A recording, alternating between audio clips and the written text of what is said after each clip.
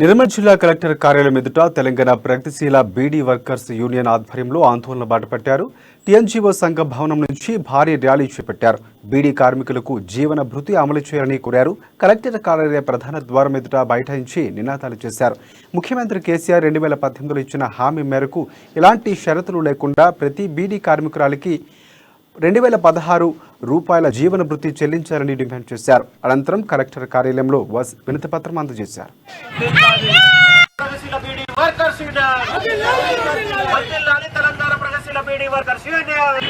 2014లో ఎలక్షన్లు జరిగినప్పుడు తెలంగాణలో ఉన్నటువంటి బీడీ కార్మికులకు పరిశ్రమ సంక్షోభంలో ఉంది, పని లేదు, అర్ధ ఆకలితో అలమాటిస్తున్నారు.